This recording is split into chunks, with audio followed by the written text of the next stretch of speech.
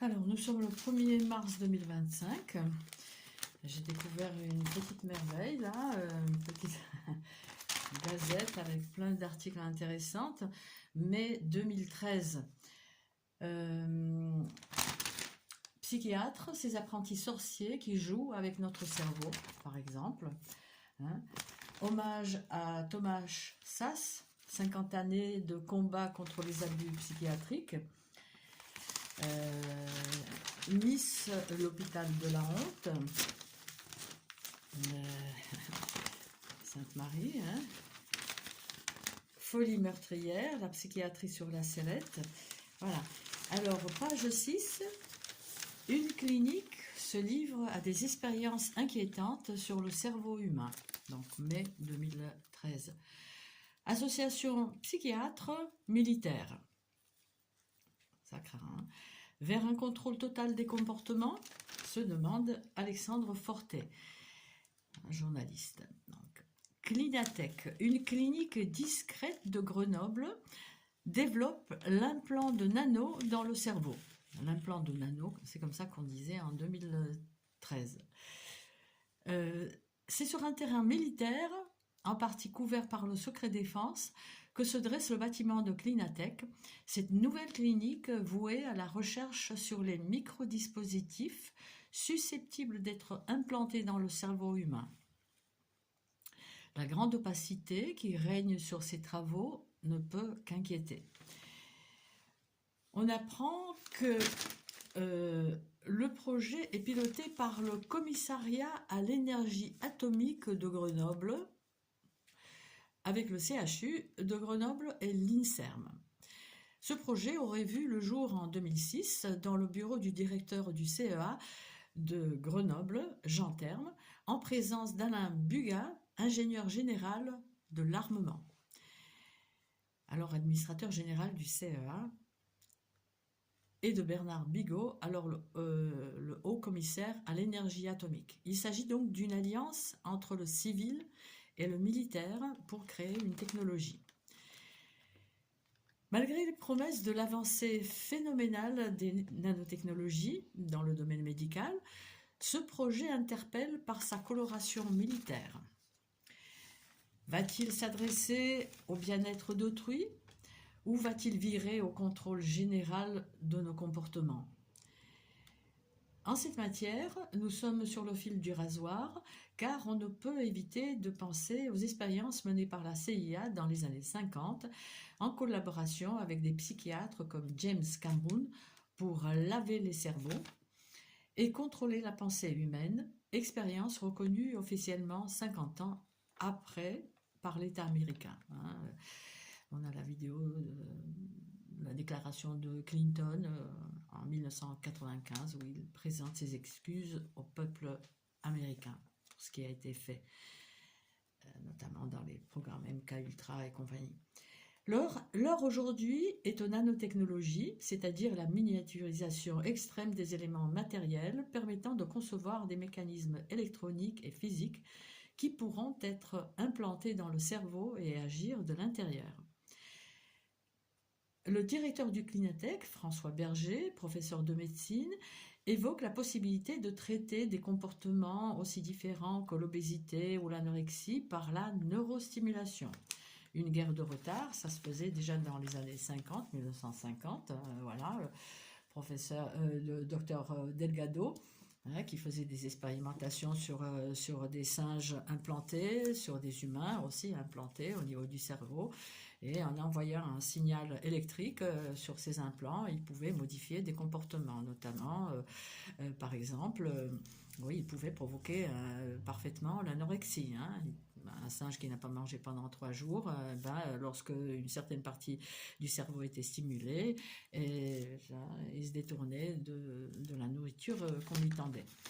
Voilà, donc on peut faire maigrir et le contraire, faire grossir par des nanotechnologies. Et peut-être demain aussi pourra-t-on traiter la dépression. Ouais, de toute façon, on présente ça toujours sous un meilleur jour. Pour son collègue Halim Louis Benhabib, avec les électrodes et les implants cérébraux, on peut changer la personnalité de quelqu'un. La personnalité de quelqu'un qui était anormal pour le remettre dans la normalité. Et ben, hein. Quelle normalité? Serait-il du domaine du commissariat à l'énergie atomique de définir ce qui est normal et ce qui ne l'est pas? Questionne Alexandre Fortet.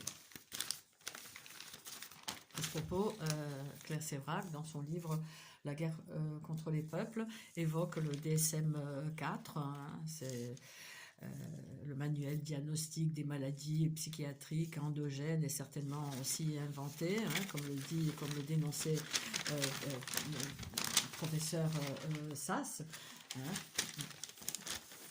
qui s'étonnait du nombre énorme de maladies psychiatriques, créé certainement au besoin, disait-il, politique et économique et politique.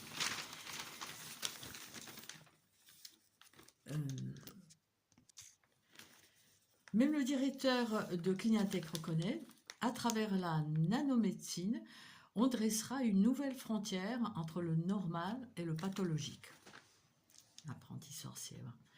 Il faudra être extrêmement prudent, dit le journaliste. Il s'agit de décisions de société. Malheureusement, ces décisions de société semblent devoir être prises dans un milieu extrêmement opaque, sous le bon contrôle des autorités militaires et de la psychiatrie. La plus grande vigilance est de rigueur lorsque l'on sait que ces technologies ouvrent la porte à un contrôle du cerveau humain. Des chercheurs commencent à utiliser des nanotubes en carbone, 1 milliardième de mètre, etc., pour recréer les liaisons cérébrales, etc. Enfin bref, bon, hein. Si la découverte peut être utile pour réparer un cerveau endommagé, elle peut être utilisée aussi à des fins de contrôle de la pensée, en activant certaines parties du cerveau et en éteignant certaines autres, le tout pouvant être piloté à distance. Mai 2013, mais ça se faisait bien avant. Si cela ressemble de plus en plus à de la science-fiction, il est évident que l'approche d'une telle technologie nécessiterait les plus grandes précautions éthiques. Est-ce le cas chez Clinatech? Les risques de dérive sont énormes. En 2007 déjà, le Comité consultatif national d'éthique alertait sur le fait que l'utilisation des nanotechnologies était déjà largement envisagée à des fins agressives, qu'elles soient militaires ou consuméristes. Clinatech semble en être l'exemple même.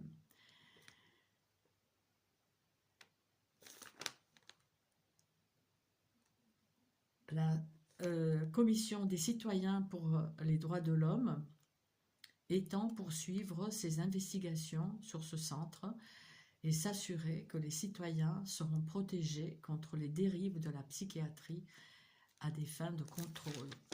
Alors rien n'a été fait, rien n'est fait, au contraire la situation s'aggrave et nous autres cibles de harcèlement électromagnétique qui est raillé, pas reconnu et qui, enfin, nous subissons, nombreux d'entre nous ont subi la psychiatrisation.